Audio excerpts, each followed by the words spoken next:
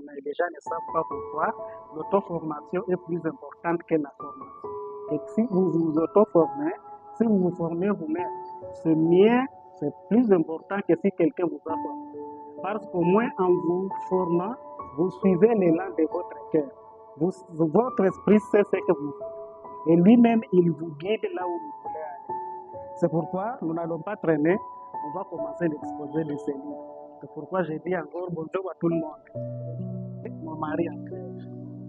La première chose, la première question qu'on peut se poser, c'est de se dire, ça veut dire quoi ce titre, même sans avoir lu le livre.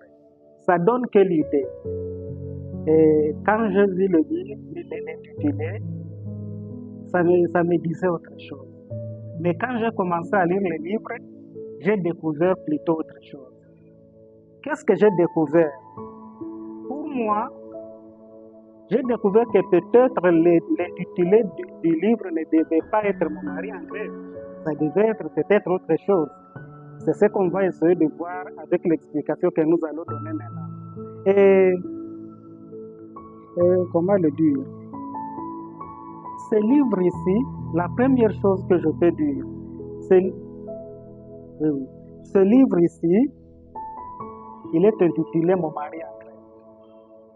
Quand on dit Mon mari en grève, on comprend normalement que c'est quelqu'un qui a un problème qui l'a poussé à se révolter. Mais quand je lis le livre, l'idée, donc l'objectif général du livre, moi je comprends que dire Mon mari en grève n'est qu'une petite partie du livre. Alors que la vraie question, ce n'est pas Mon mari en grève. Le vrai problème traité dans le livre, c'est le monde en décadence. Le vrai problème traité dans le livre, c'est le monde en décadence. Le monde, comme les gens le disent, en perte de vitesse. Le monde immoral. Le monde des... Il y a les gens, quand les psychologues le disent, le monde des hommes cyniques, des gens insensés. Donc, on ne sait pas comment le dire. Au fait, c'est ça l'idée générale dans le livre.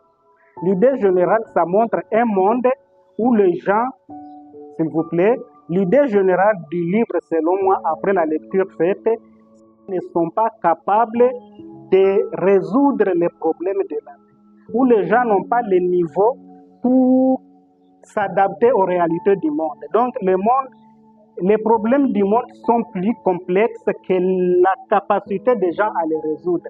C'est ça ce que dit ce livre. Bon, ça veut dire quoi? Quand je l'ai lu, je me suis dit, j'ai voulu dire, moi j'aurais même voulu l'intituler La fin du monde.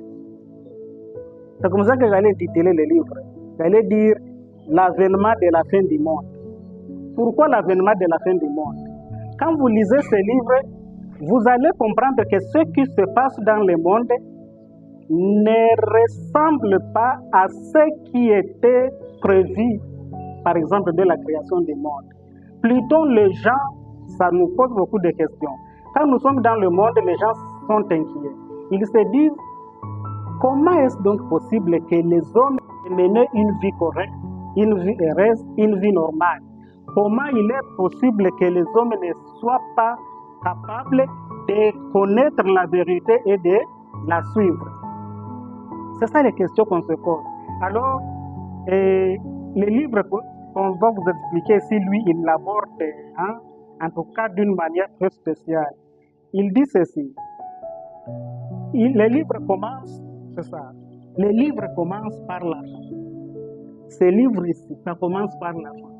Donc l'idée du livre est le début du livre. Donc ce qu'on devait dire dans le livre, ce qu'on devait dire au début, ça se trouve à la fin. Et qu'est-ce qu'on devait dire au début du livre? Et nous sommes dans un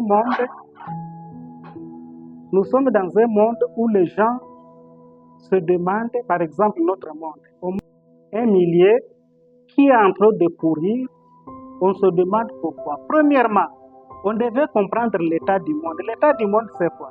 La vie des hommes est toute comme notre vie des êtres vivants.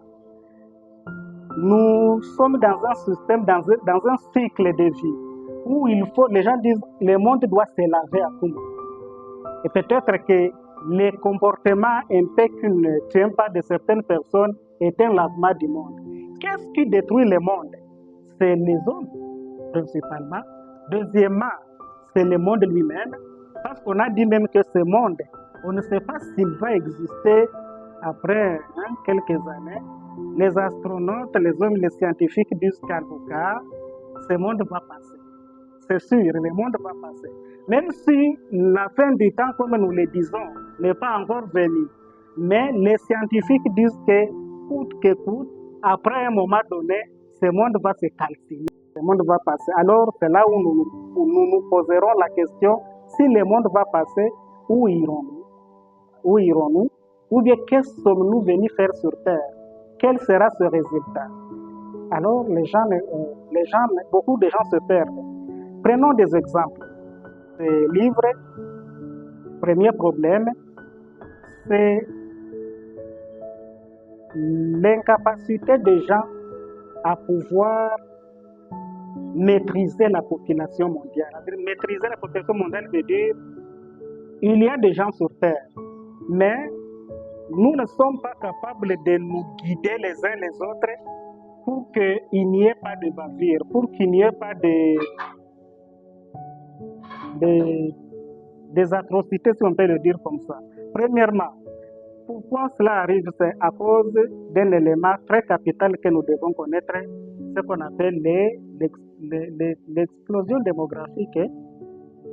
Il y a beaucoup de problèmes sur Terre, mais les gens ne tuent pas attention sur qu'est-ce qui engendre ces problèmes. Ce qui engendre le problème est que la cause principale, il y a beaucoup de gens sur Terre, et les gens continuent à se multiplier encore de manière démesurée. Donc, si nous avons déjà des problèmes et que nous ne sommes pas capables de savoir que non, on devait maintenant savoir comment gérer ces problèmes, mais nous faisons comme si nous n'avons pas conscience que nous sommes déjà très nombreux et les gens qui sont sur Terre, nous n'arrivons pas à nous gérer, mais regardez que dans 2 ans, dans 3 ans, 10 ans, peut-être 100 ans, on va multiplier la population mondiale peut-être par 1000. C'est là que les vrais problèmes encore vont surgir sur la Terre. C'est dans ce temps-là où l'écrivain, celui qui a écrit ce livre, Zamenga Batukezanga, mon mari en grève, a dans le pensée c'est de vouloir nous montrer le monde dans ce monde-là où nous sommes en train de mener une vie. On ne sait pas vraiment où on va. Parce que nous nous blessons sans savoir ce que nous faisons. Nous détruisons la vie. Beaucoup de gens ne savent pas ce qu'ils détruisent la vie. Et comment le dire en fonction du livre? Il y a les discours qui ont été faits par les chercheurs. Qu'est-ce qu'ils disent? Chacun montre le temps du monde. Il montre comment est-ce que à chaque période dans la vie, à chaque étape de la vie, il y a toujours eu des destructions de masse. Donc les gens se détruisent, les autres naissent, le monde lui-même s'élève, c'est-à-dire qu'il y a des catastrophes, des épidémies. Et pourquoi cela arrive? Est-ce que ce n'est pas le signe peut-être de ce qu'on a dit, la fin du monde? On ne sait pas. Alors, pour comprendre ça, ce n'est que le début, ce que je viens de dire. Pour comprendre ça, essayons de comprendre en général ce que dit le roman, avant de l'expliciter de cette façon-là, par une vie simple. Dans un ménage, les gens mènent leur vie. Ils vivent bien, mais ils vivent paisiblement. À un moment donné, un problème surgit. Le problème, c'est quoi? Pourquoi dire les gens? L'histoire parlait de Laurent. Laurent qui est le mari d'Alice. Ils sont dans leur foyer, ils mènent leur vie. Maintenant, il y a la belle-sœur de Laurent, la belle-sœur d'Alice plutôt, qui vient chez son frère. Et elle arrive, on ne sait pas si elle toque pour la première fois. Sa belle-sœur n'a pas entendu. On ne sait pas si elle avait entendu ou bien elle n'avait pas entendu. Elle toque, on n'ouvre pas. Maintenant, quand l'autre entend les gens en train de toquer, elle vient voir qui est en train de toquer. Il n'y a même pas question, il n'est plus question de se salir. Donc, il savait que c'est moi qui étais à la porte, c'est pourquoi il ne voulait pas ouvrir. Et la querelle commence par là. Elles se sont échangées des injures, elles se sont bagarrées pendant plusieurs heures, pendant peut-être plus de 5 heures, jusqu'à ce que tous les quartiers viennent assister aux querelles.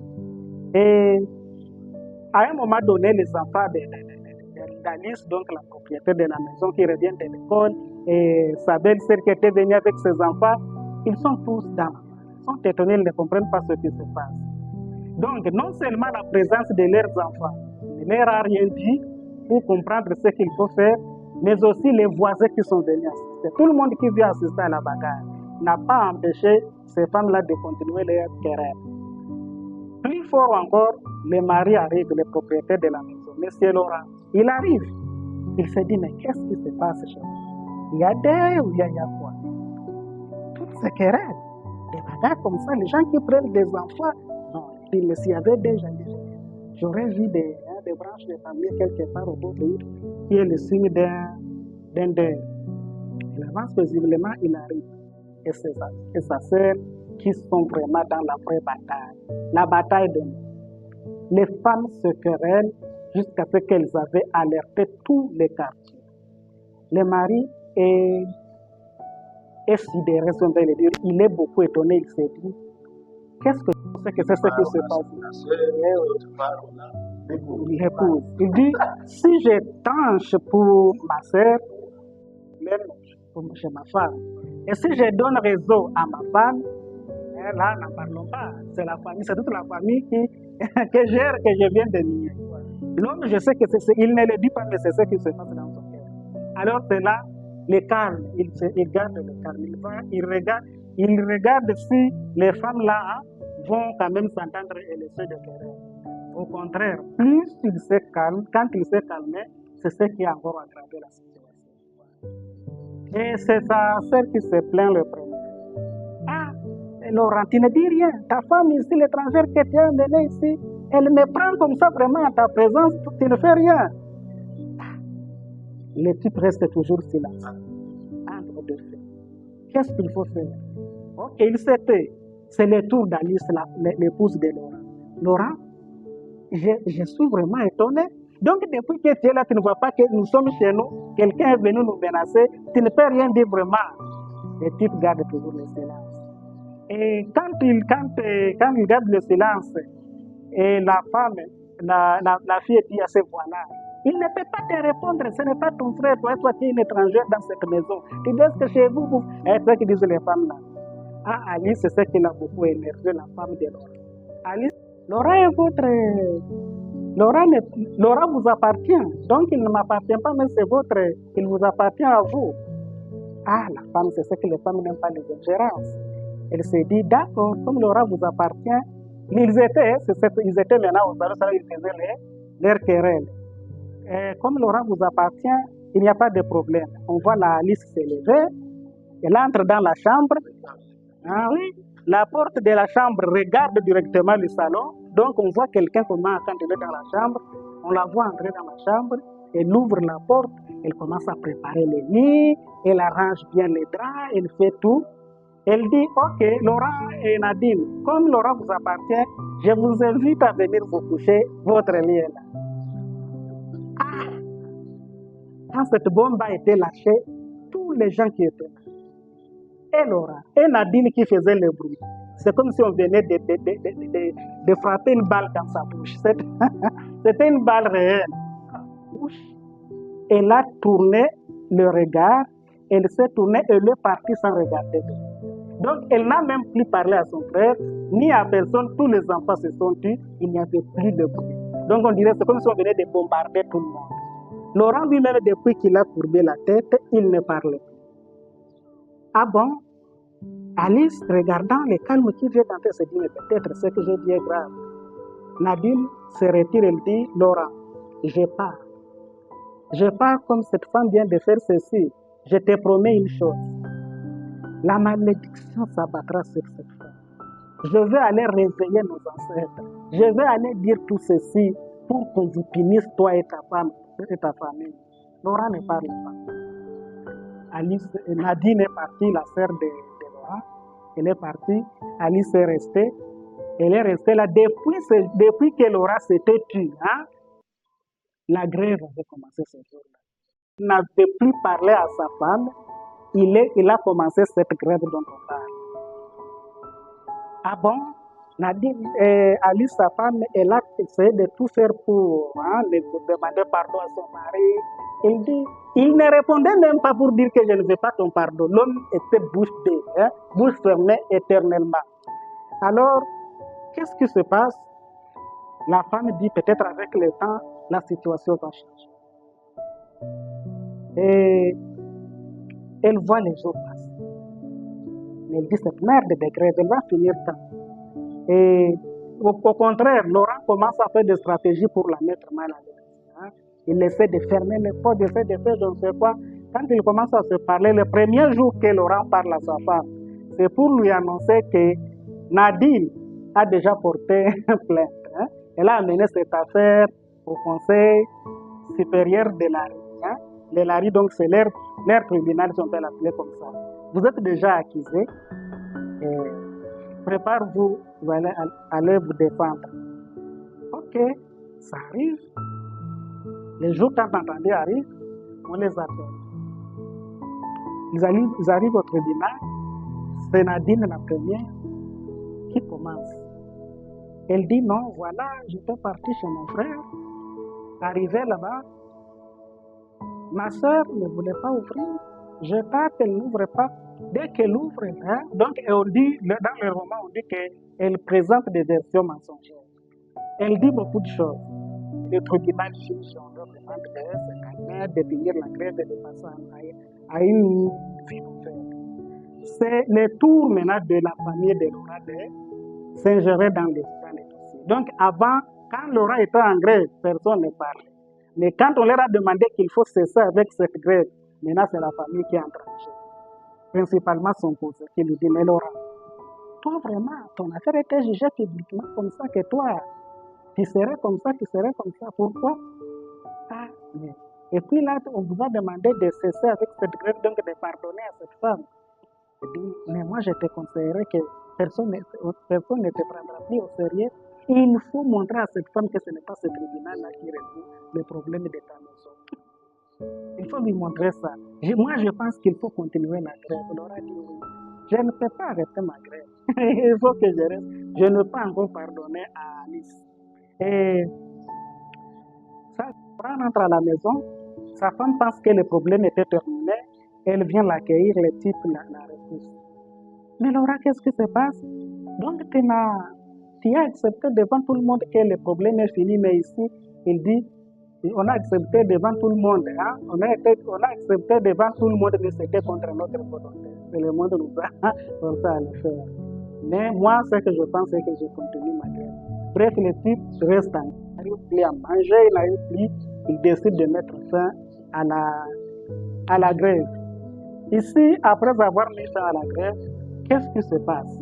La question revient de savoir comment nous allons vivre maintenant. Est-ce qu'il faut accueillir tout le monde à la maison, comme ça qu'il n'y ait plus qu'un autre, ou qu'un jour il n'y ait plus de problème? Ils se disent, nous allons être très solidaires et trop ouverts envers les gens. C'est lui qui viendra chez nous qu'il se sente comme s'il était chez nous. Donc, alors, ils ont laissé les maisons, tous les membres de la famille, ceux qui étaient du village. Donc, les gens commencent à se faire des rois dans sa vie. Donc, ils vont arriver et dire, madame, nous voulons ça. Moi, je ne mange pas ça. Vous savez toutes les conditions déjà là des coutumes. Les conditions déjà là des coutumes. Donc, des conditions insupportables. Jusqu'à ce que c'est cette situation encore qui devient encore très gênante. Comment nous sommes chez nous, mais nous ne sommes plus vraiment à cause de cette chose.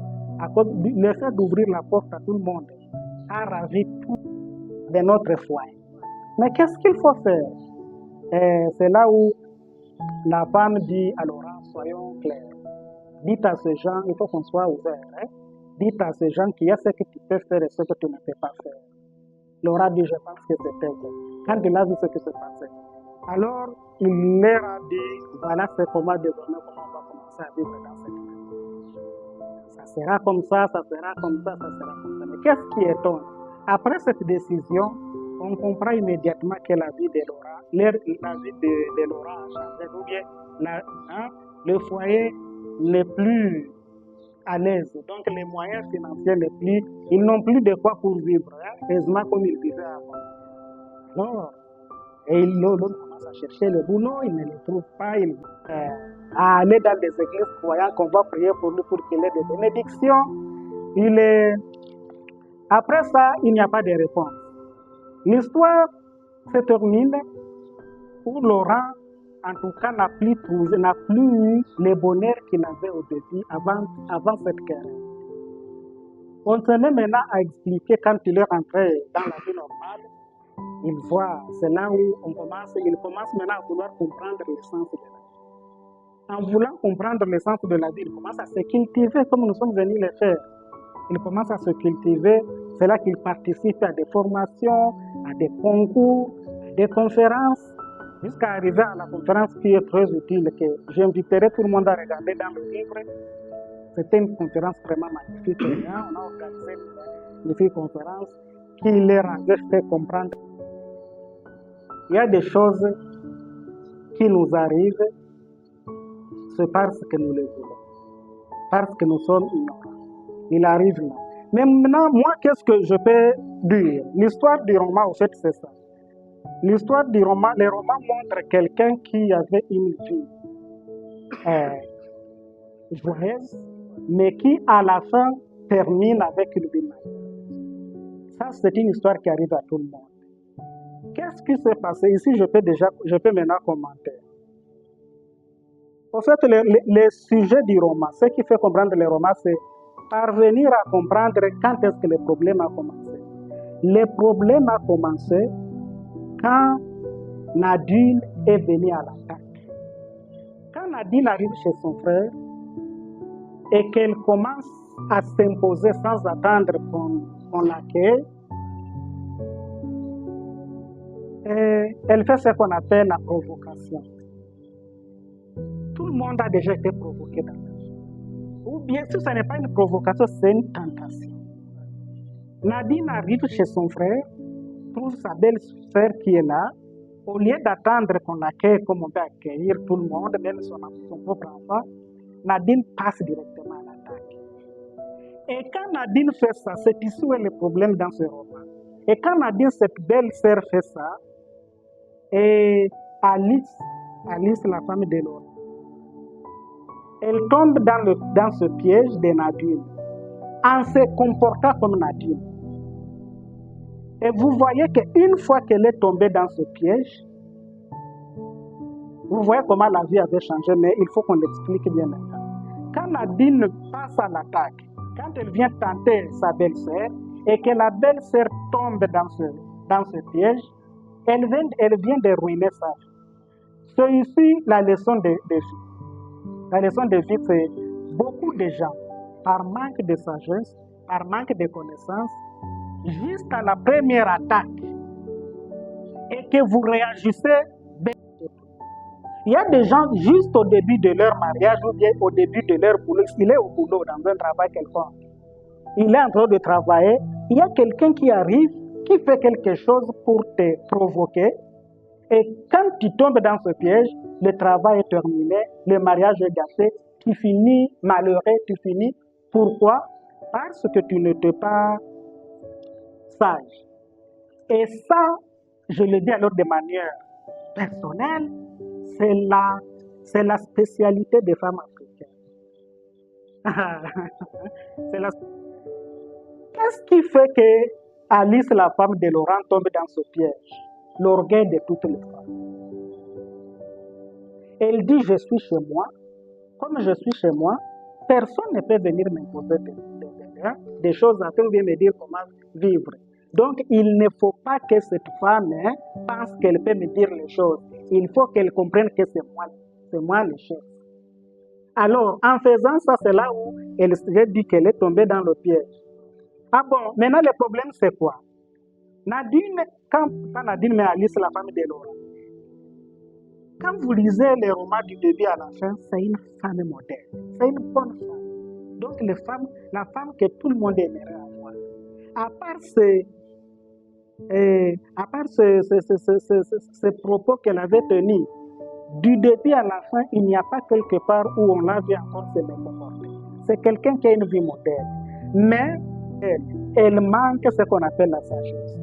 Comment est-ce qu'une femme, moi je viens de dire, quand j'ai dit toutes les femmes africaines, comment est-ce qu'une femme qui est dans son foyer ne sait pas ce qu'elle peut dire ou ce qu'elle peut faire?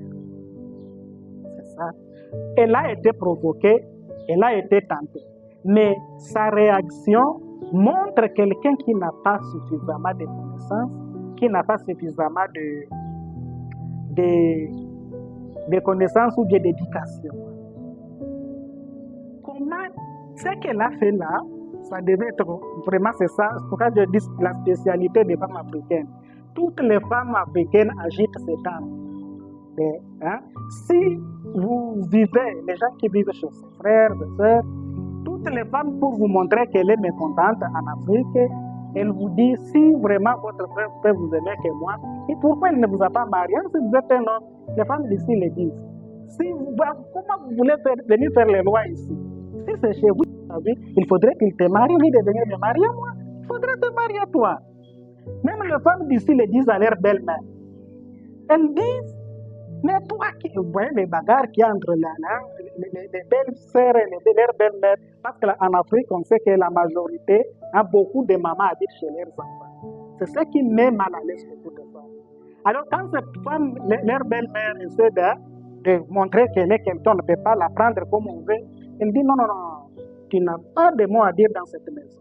Si c'est toi qui avais à dire, c'est toi qu'il faudrait que ton enfant marie, et non pas moi. Et donc, comme c'est moi, laisse-moi te faire la morale. C'est ce que disent les femmes. En fait, c'est ce qu'on aimerait que toute femme prenne conscience. Comme je l'ai dit, il y a des choses qu'on peut dire, il y a des choses qu'on ne peut pas dire. Elle vient de prononcer l'inceste, inciter son mari à l'inceste, sans prendre conscience de toute la vie qui est partie. Alors, l'étape suivante, c'est quoi?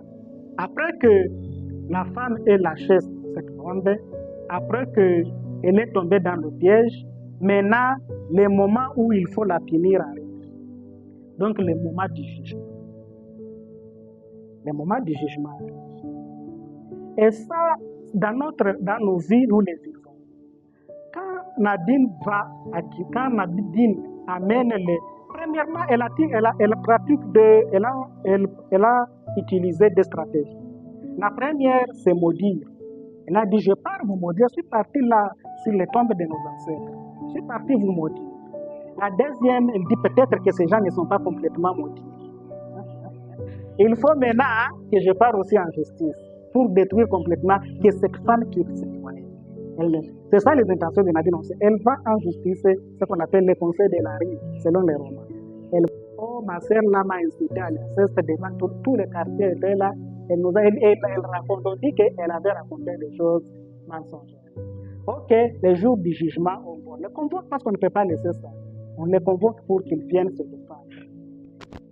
C'est ici où je voulais dire une chose encore, c'est ce que nous voyons faire les femmes. La stratégie qu'a utilisée Nadine, donc la belle-sœur d'Alice, sœur de Laura, c'est une stratégie diabolique. Et ça, nous, les gens qui vivons avec beaucoup de gens, nous les voyons. Nous voyons cette stratégie, nous la voyons. Elle arrive là, elle commence parce qu'elle a déjà une petite vérité. Il faut maintenant qu'elle essaie d'amplifier ça avec le mensonge. La façon dont elle a présenté l'affaire au tribunal, au conseil de la rue, donc le conseil des chefs, oui, la Alice avait fait ça, et c'est la preuve qu'elle a. Mais dans la façon dont elle a aggravé les choses, ça montre cette femme quand elle vous attaque. La femme ne vous a jamais attaqué avec toute la vérité. Quand une femme attaque, elle aggrave la situation, elle ment. Elle ment. Nadine arrive là, elle dit, qu'est-ce qu'elle dit Nadine? Pour comprendre comment les biens. Il y a des gens, moi j'ai toujours vu ces gens-là. Il y a des gens, vous voyez comme si ce sont des gens qui ne sont pas vraiment intelligents, surtout les filles. Vous voyez comme quelqu'un qui ne peut rien connaître, mais le jour que cette personne vous crée un problème, tu vas dire, mais waouh, la façon dont elle a organisé l'attaque, la façon dont elle a préparé ce problème, tu dis, mais c'est toi qui as fait ça. Mais je ne te vois pas avec toute cette capacité de bien préparer une attaque comme ça, de bien faire un piège qui peut me tuer, détruire comme ça, moins intelligent. Tu vois la personne que tu vois comme une bête, mais la façon dont elle a préparé le piège pour te tuer, tu te demandes, mais où est venue cette intelligence? Partout où nous passons, quand vous voyez les gens qui ont été détruits par les pièges des femmes dans le monde, ils minimisent l'intelligence des femmes, ils voient comme si elles ne vont rien faire. Beaucoup de gens minimisent ça. Ils disent non, quand vous vivez avec la femme, hein, tu vas la tromper, tu vas la manipuler, tu vas la rouler, tu vois comment les hommes mentent pour tout ce qu'ils disent aux femmes, et les femmes croient. Maintenant, certains hommes oublient, ils pensent que la femme c'est quelqu'un qu'on doit gérer à tout. Et les jours qu'elle prépare un piège, parce que vous ne pouvez pas, hein, vous ne pouvez pas vous imaginer qu'elle est capable de faire ça. Regardez ce que fait Nadine. Nadine utilise la stratégie du diable. L'autre avait dit l'invitation à l'inceste. Elle amène ça là-bas. Elle dit maintenant quoi? Elle dit devant le conseil elle dit, cette femme ici ne voulait pas m'accueillir toutefois quand je venais chez elle. Elle n'acceptait pas que j'entre parce que depuis longtemps, elle me soupçonnait que je sors avec mon frère. C'est ça qu'elle est en train de dire au tribunal. À ce j'ai tout fait souvent, je rentre, mais cette fois-ci-là, je te fatigue. Il faut que je lui demande pourquoi elle me fait ça. Pourquoi moi, toutefois, quand je viens ici, tu ne peux pas m'accueillir chez vous? Elle va présenter l'histoire, elle dit, elle ne voulait jamais me voir là parce que c'est depuis longtemps, depuis leur mariage, qu'elle pense que je suis la vraie femme de son frère. C'est pourquoi elle fermait toujours la porte, mais vraiment, j'en avais marre. Il faudrait que je sache la vérité. Et la vérité est là. Alice, la femme de Laurent, ne va pas nier. C'est vrai, elle avait c'est vrai, elle avait ses pensées. Ah bon? Je demande maintenant à Alice, présentez votre version des choses. Qu'est-ce qui s'est passé? C'est ça, les gens, nous vivons dans un monde. Alice commence par présenter les événements tels qu'ils s'étaient déroulés. Elle n'avait pas menti. Elle pensait qu'en racontant l'histoire telle qu'elle est sans mentir, c'est là qu'elle va apparaître jusqu'aux yeux des gens. Et pourtant, elle affirme, elle confirme ce que l'autre l'accuse. Et donc, en justice, il n'y a pas de moyen de le dire. Quand tu confirmes ce que je t'accuse, donc il faut me laisser qu'on te fasse ce que je veux. Et ce que je veux, c'est que soit il faut que tu quittes notre famille.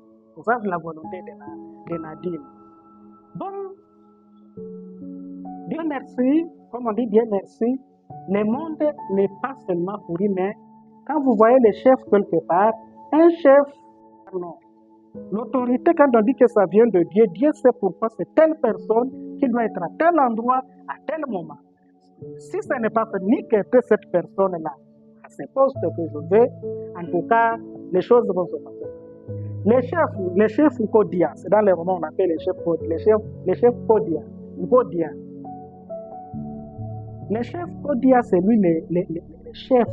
C'est dans sa cour où les gens se sont organisés. Donc, la famille de la femme d'Alice et la famille de Nadine, ils ont tous cherché des avocats pour amener l'affaire au tribunal. Il faut juger cette affaire, c'est inacceptable. Vous savez, les avocats de chaque camp vont tout faire pour convaincre. Le chef A, quand il a vu la foule qui est venue de faire, ça c'est sérieux vraiment. Des grands avocats, c'est ce qu'on peut appeler aujourd'hui les grands avocats. Donc les sages des deux côtés. Le chef dit aussi à son conseil, préparez-vous bien, cette histoire est sérieuse. Et nous sommes au tribunal, nous aussi. Les chefs s'habillent comme ils doivent s'habiller comme un chef, tous ces magistrats aussi s'habillent. Il se présente là, c'est lui qui ouvre, c'est lui qui commence, c'est lui qui ouvre la séance. Il commence à dire, ne croyez pas que dans une histoire donnée, quelqu'un soit à 100% coupable sans être innocent, ou bien dans une histoire donnée, quelqu'un soit à 100% innocent sans être coupable quelque part. Alors, je vous invite à la sagesse. Écoutez cette affaire. Il appelle les gens, les juges qui vont juger, de juger avec sagesse. Il me rappelle une chose, et c'est ce que la loi dit. Je ne sais pas si beaucoup de gens le savent, quand on accuse, quand on amène quelqu'un en justice, la volonté de la justice, ce n'est pas premièrement de condamner la personne, mais La volonté de la justice, c'est de... En fait, je ne sais pas si tout le monde le sait. Quand on amène un accusé, les juges qui sont quand la personne a perdu le procès, est condamné. Un juge ne peut pas être condamné. Parce que là, les juges, on dit la justice, ce n'est pas pour condamner les gens, mais pour les aider à ne pas tomber dans le jeu. Et c'est ce qui s'est passé dans cette cour. Les gens là avaient jugé cette histoire comme ça.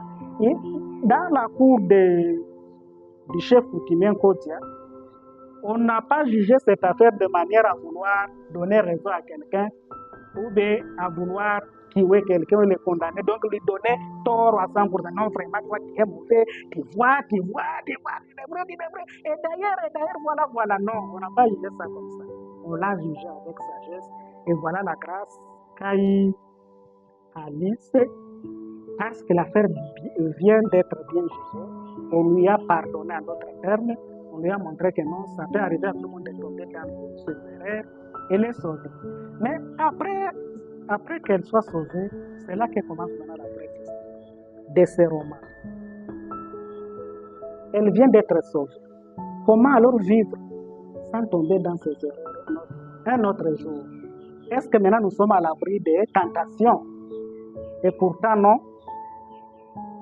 Ici, il s'est dit, comme je l'ai dit, ils se sont dit, soyons maintenant solidaires, acceptons que tout le monde vienne ici, faisons ce qu'ils veulent. Mais quand ils ont commencé à le faire, voilà que c'est devenu encore plus gênant. Cette fois-ci, ça gêne aussi l'homme. C'est ici qu'il faut insister dans nos familles africaines. Ici, chez nous, les gens oublient une chose. Je l'ai dit, les relations interfamiliales en Afrique n'a plus évolué au même rythme que les sciences ou bien nos modes de vie. La façon dont nous devons vivre en famille n'a pas évolué. Au contraire, ça s'est détérioré. Beaucoup déjà, il y a une chose, ces romans ici touchent aussi un autre point. Est-ce qu'il est vraiment nécessaire qu'une personne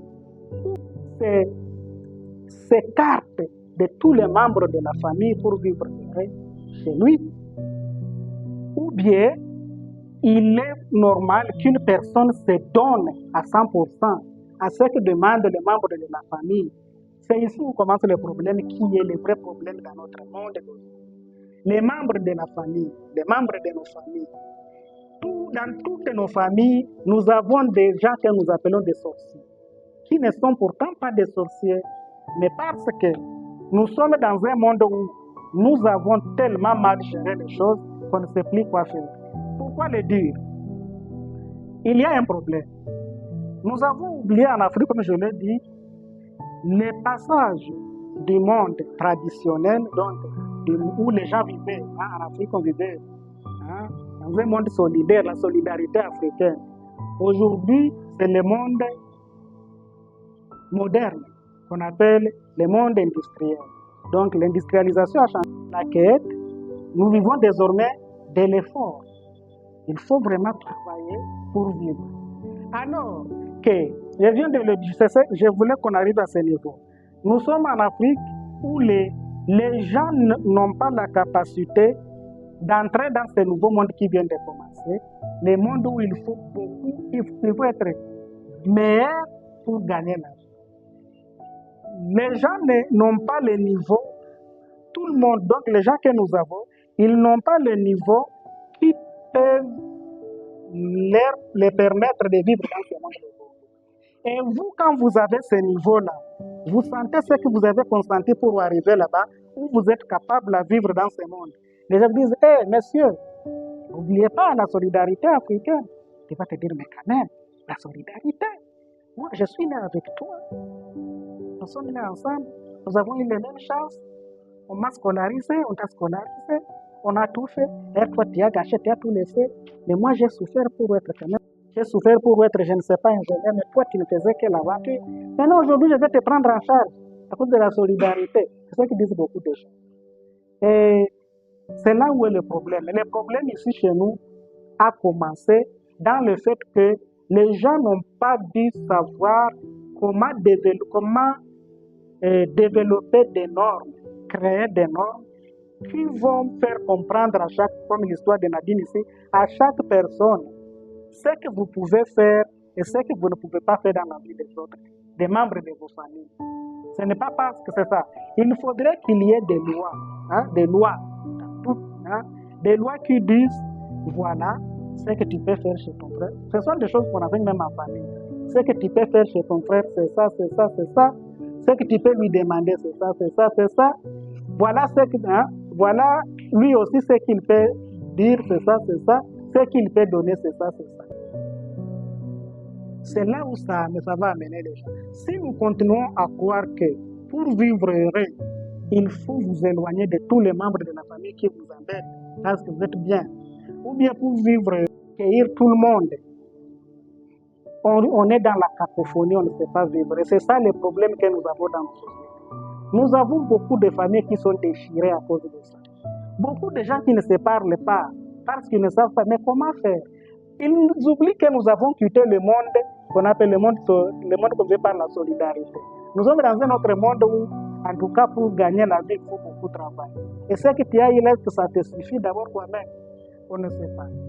Alors, il faut que les gens comprennent qu'ils s'adaptent à cette nouvelle réalité.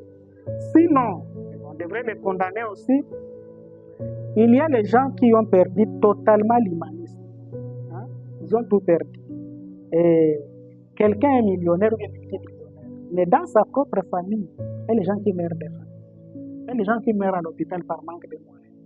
Mais quelqu'un est vraiment riche. Vous voyez?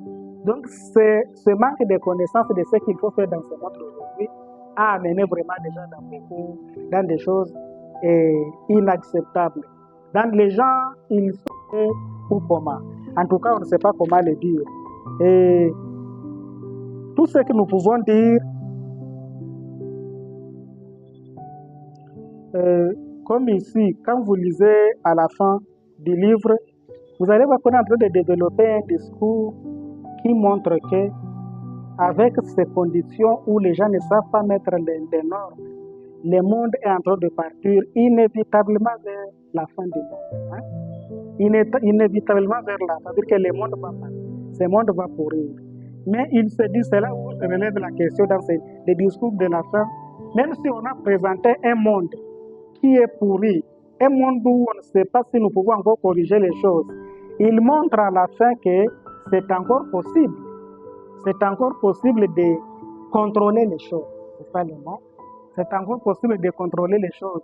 Si et seulement si nous savons respecter les normes établies par les instances. Il y a des bonnes coutumes, il y a des coutumes acceptées par la loi.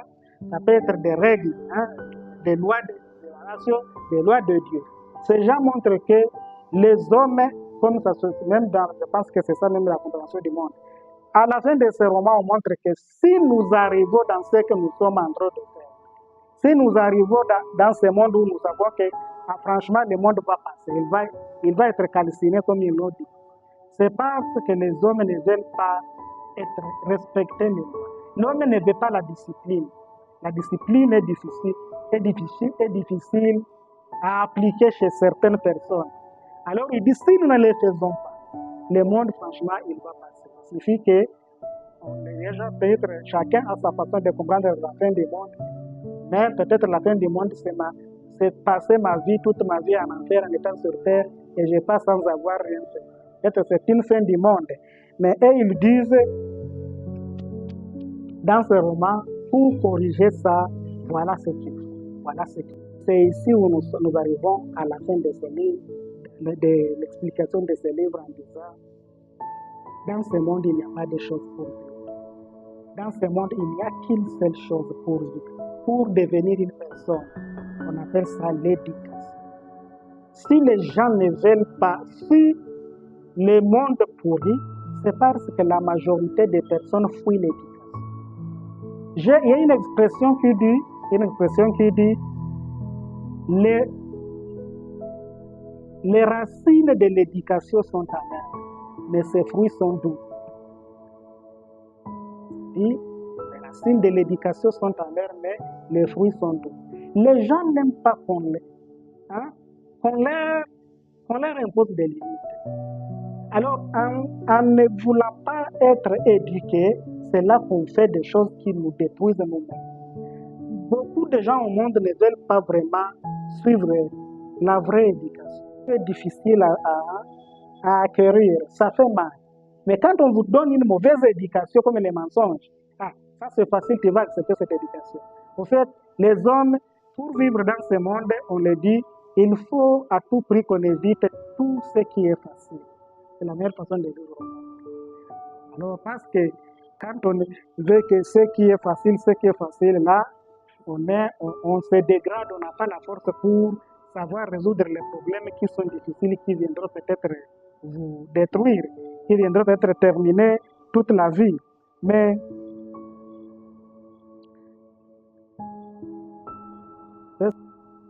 nous avons eu la chance, ce roman a été écrit dans cette idée-là que nous avons eu la chance où nous savons très bien que si les gens sont disciplinés, le monde deviendra un paradis. Mais on n'y arrive pas. Pourquoi? C'est à cause de l'irresponsabilité des gens qui ne veulent pas suivre l'éducation. En tout cas, voilà ce que j'avais à expliquer sur ce roman.